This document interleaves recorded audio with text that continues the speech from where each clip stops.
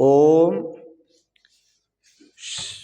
शिवोहम शिवोहम शिवोहम। ओम सच्चिदानंद रूपाय विश्वोत्पत्त्यादि Hathaway तापत्रय विनाशाय श्रीकृष्णाय वयं नमः। श्रीकृष्णाय वयं नमः। ओम अखंडानंद बोधाय शिष्य संतापहारणे सच्चिदानंद रूपाय तस्मै श्री गुरवे नमः। तस्मै श्री गुरवे नमः। पूर्व प्रसंग में आप श्रीमद् भागवत के चतुर्थ स्कंद की कथा श्रवण कर रहे थे।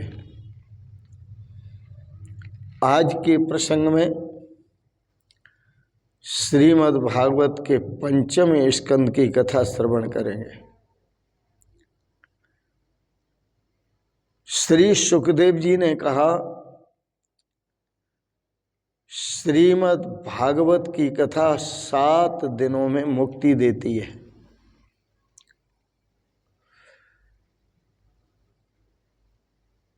परंतु श्रीमद् भागवत की कथा का वक्ता अधिकारी हो और श्रोता भी अधिकारी हो।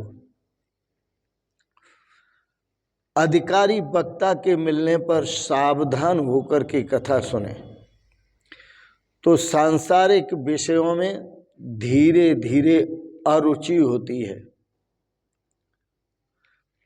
और परमात्मा में रुचि बढ़ती है, रुचि जागती है। प्रभु के प्रति प्रेम भाव जागृत होता है।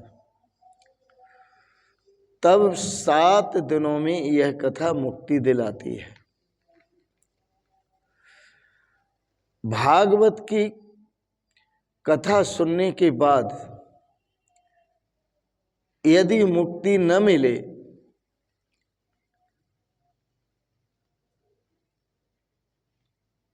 तो समझना कि मन के अंदर पूर्वचिति अप्सरा बैठी हुई है। अब यह पूर्वचिति अप्सरा कौन है? यह पूर्वचिति अप्सरा की अब आप कथा श्रवण करेंगे। पूर्वचिति अप्सरा कहते हैं पूर्व जन्म में जिन भोगों का भोग किया आपने, जिन भोगों का भोग किया, उन विषयों की जो वासना है चित्त में निहित,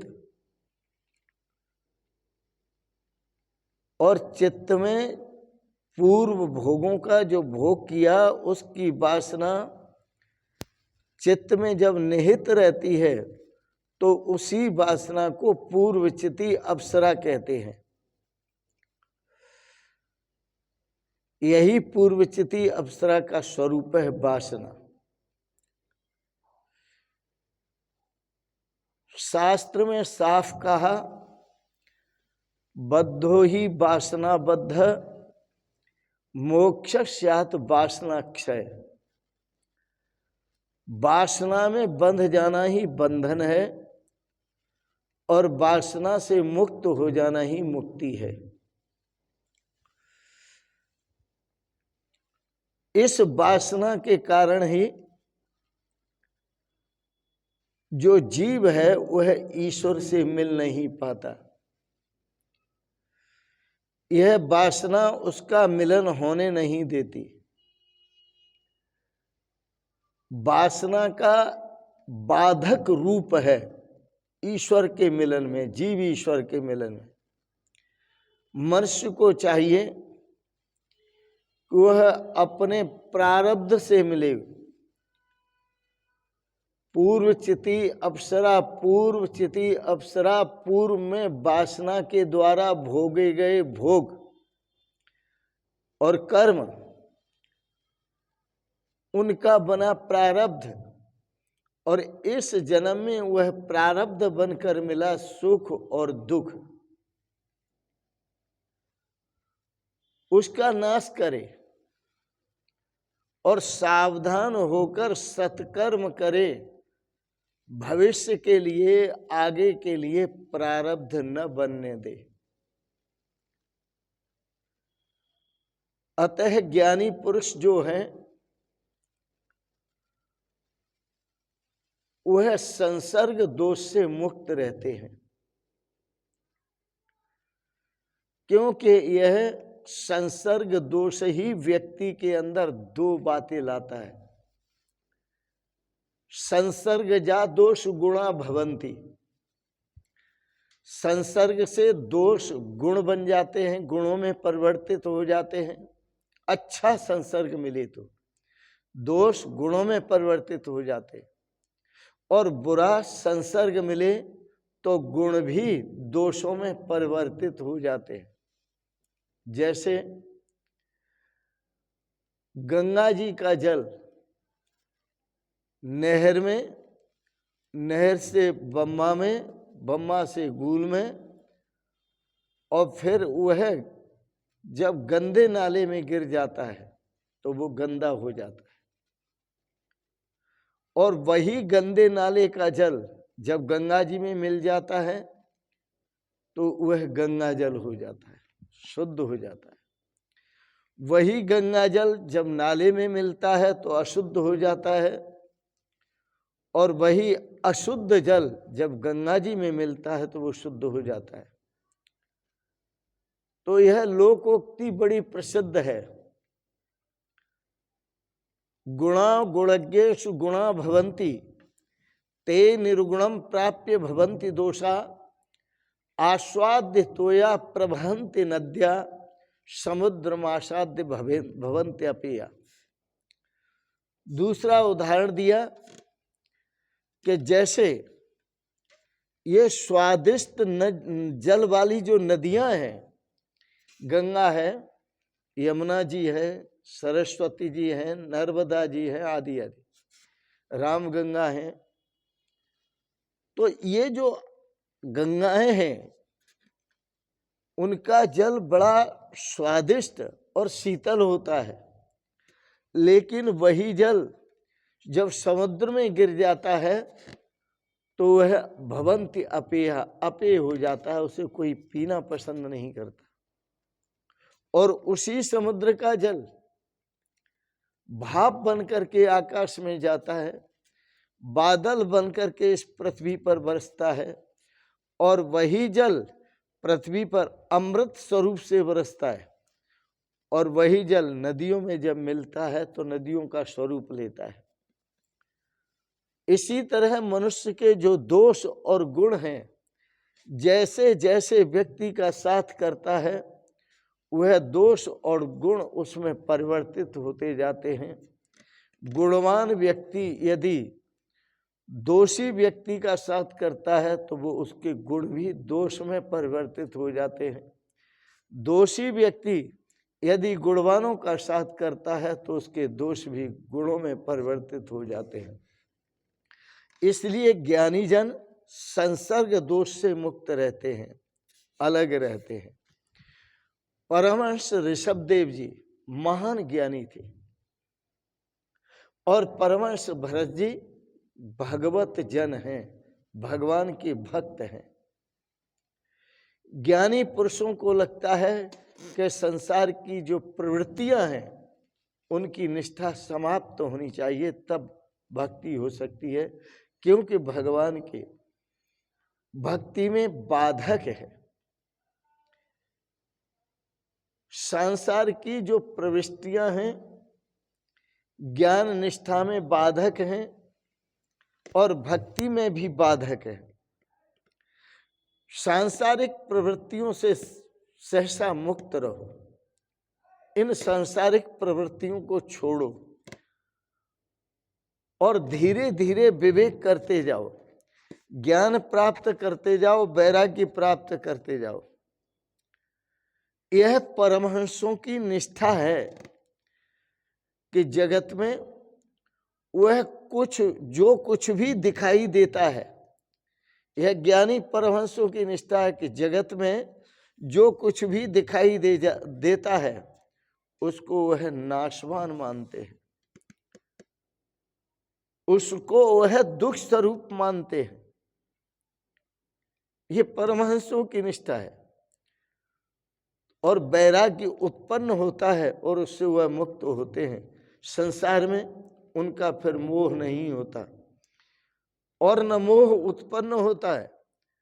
जगत में जो कुछ भी दिखाई देता है वह मिथ्या है, एक परमात्मा ही सत्य है। जगतगुरु शंकराचार्य ने कहा ब्रह्म सत्यम जगत मिथ्या। यह ब्रह्म सत्य है, जगत मिथ्या है, जीवो ब्रह्मैव नापर है। और यह जो जीव है वो ब्रह्म से अपर नहीं है, दूसरा नहीं है, ब्रह्मैव केवलम, यह जीव भी ब्रह्म ही है।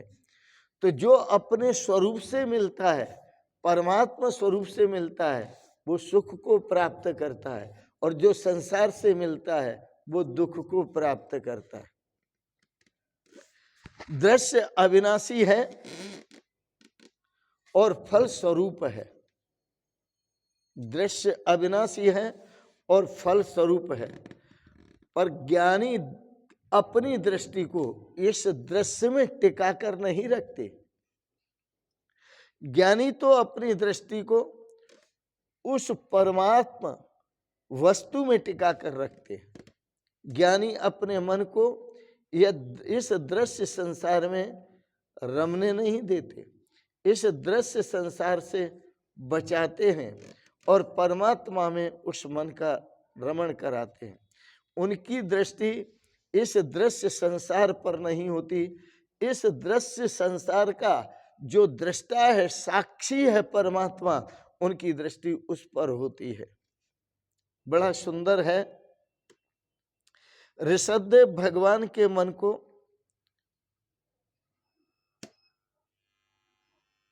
जब संसार में जाने की मन की इच्छा होती है तो उसको रोक लेते हैं। वो अपने मन को संसार में जाने नहीं देते, वो अपने मन के द्वारा संसार को देखने नहीं देते, मन से संसार को देखने नहीं देते, रोक लेते हैं। तो मन को ईश्वर में धीरे धीरे स्थित करते जाओ, जैसे ऋषभदेव भगवान ने किया, मन को धीरे धीरे ईश्वर में स्थित किया और मन को संसार से हटाया।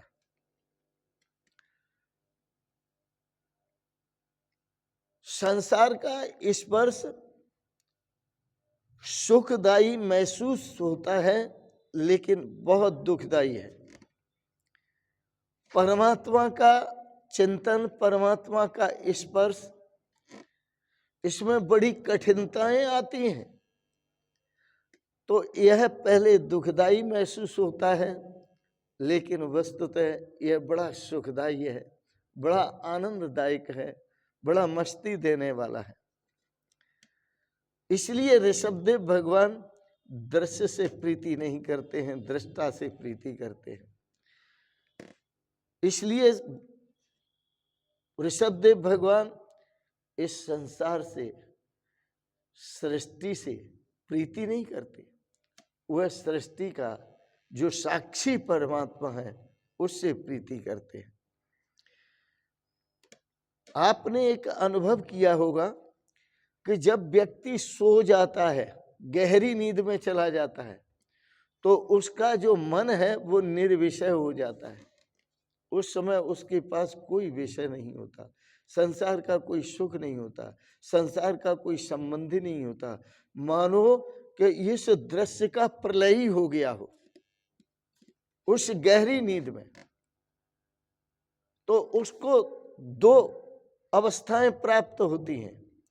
पहली अवस्था तो प्राप्त होती है, वो सुख स्वरूप में चला जाता है, और दूसरी अवस्था प्राप्त होती है कि जो संसार का काम काज कर रहा था, सारे दिन की जो थकान थी, चाहे वह मस्तिष्क की थी चाहे शरीर की थी, जब वह परमात्मा स्वरूप में चला गया, गहरी नींद में सुषुप्ति में चला गया, तो उस परमात्मा ने उसकी सारी थकान को दूर कर दिया और उसे ताजगी प्रदान कर दी। देखो कितना सुंदर भाव है।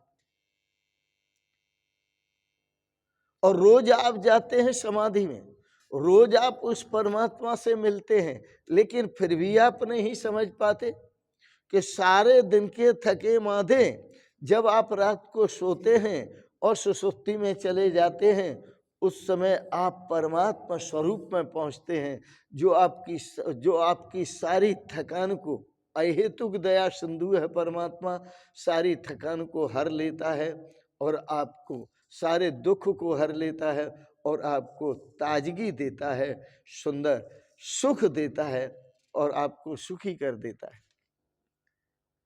वो जानते हैं कि ये मेरे पास भूल से आया है, इसको फुर्सत नहीं थी, लेकिन थक करके आया है, तो भगवान उस पर कृपा करते हैं और उसे सुखी बना देते हैं सुषुप्ति अवस्था में। इसलिए ऋषभदेव भगवान कभी मन से विषयों का चिंतन नहीं करते, अपने मन को विषयों से हटाते हैं, क्योंकि जब तक यह मन पूर्व चिति अप्सरा में फंसा रहेगा, विषय में, वासना में फंसा रहेगा, तब तक इसे मुक्ति मिलने वाली नहीं है। इसलिए आप सभी भी अपने मन को धीरे धीरे इस दृश्य से हटाओ और दृश्य से हटा करके आप इसे ईश्वर में लगाओ, तब आपको मुक्ति मिलेगी।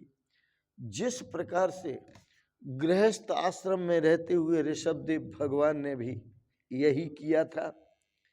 गृहस्थ आश्रम में रहते हुए भरत ने भी, जड़ भरत ने भी यही किया था। तो इस प्रकार से श्रीमद् भागवत के अनुसार आपको सावधान किया जाता है, आपको सावधान करते हुए पूर्व चिति अप्सरा से मुक्त करने का प्रयास किया जाता है। पूर्व के जो संस्कार हैं उनको आप वर्तमान में भोग रहे हैं। अब आप ऐसे कर्म न करें जो आपको ऐसे संस्कार बने जो अगले जन्म में भोगना पड़े। आप मुक्त होने के लिए पूर्व संस्कारों को भोगकर वर्तमान के संस्कार न बनने दें और आप प्रभु का चिंतन करें। जैसे सुषुप्ति में चले जाते हैं उस परमात्मा के स्वरूप में, उसी परमात्मा का स्मरण करते हुए उस परमात्मा स्वरूप का चिंतन करें, उस परमात्मा स्वरूप का आनंद लें। इसी में सुख है, इसी में शांति है, इसी में आनंद है। इन शब्दों के साथ ही आज के प्रसंग को, वाणी को विराम देता हूँ। आपने बड़े प्रेम और श्रद्धा से श्रीमद् भागवत का प्रसंग श्रवण किया, पंचम स्कंद का, इसके लिए मैं बहुत बहुत अनुग्रहित हूँ और आप सबके प्रति मंगलमयी कोटि से कामना करता हूँ कि आप मंगलमय कामना करता हूँ कि आप सब परिवार सदा स्वस्थ और सुखी रहें, आपको भी ज्ञान प्रदान हो, आपको भक्ति प्राप्त हो, ज्ञान प्राप्त हो, जिससे आप अपने श्रेय को प्राप्त कर सके। आपको बहुत बहुत शुभकामनाएं, बहुत बहुत प्रणाम प्रणाम प्रणाम। शिवोहम शिवोहम शिवोहम।